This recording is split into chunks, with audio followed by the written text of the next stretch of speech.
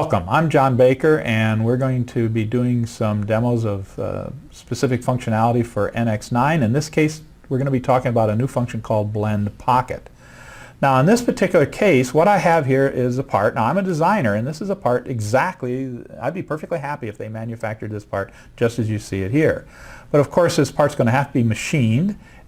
From looking at it, it looks like it's going to have to be machined out of a billet, which means that there's going to be a cutter that's going to have to remove the material, and unless you use a particular very expensive type of cutting operation, you're going to be leaving in essence blends around the edge of the pocket and around the various features here on the face of this.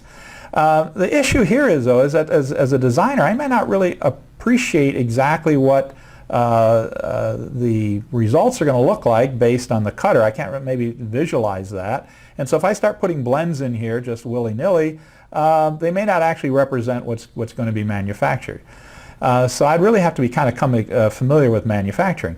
But there's a better way of doing it. What we've done is we've actually created a new function called a Blend Pocket, where we've taken that technology, we've actually taken the understanding, the ability, knowing how metal is removed, and based on the size of the cutter, so here I can define over here the type of mill. We have a couple of different options here that I can put in the size of the mill, so I may have to at least coordinate a little bit with the manufacturing engineer as to what the preferred tooling size is, and I can describe even the type of cut. So in this case I'm just, and we have, you know, and it shows here, there's little examples showing, you know, what that would look like. So now I simply do is just make one single pick, and you can see that all of the blends are created automatically.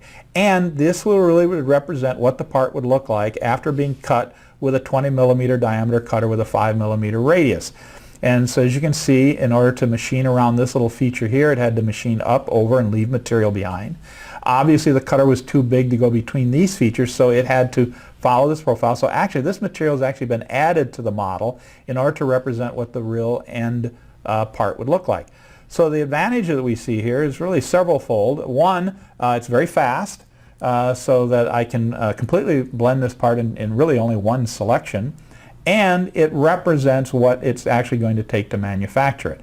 So again, this is going to speed up the process. It's going to be more efficient. The manufacturing engineer, when he gets this part, all he has to do is just check to see what size cutter that I use. In fact, he could make adjustments if need be, but the idea is this is a nice, quick, easy way to work. Thank you very much.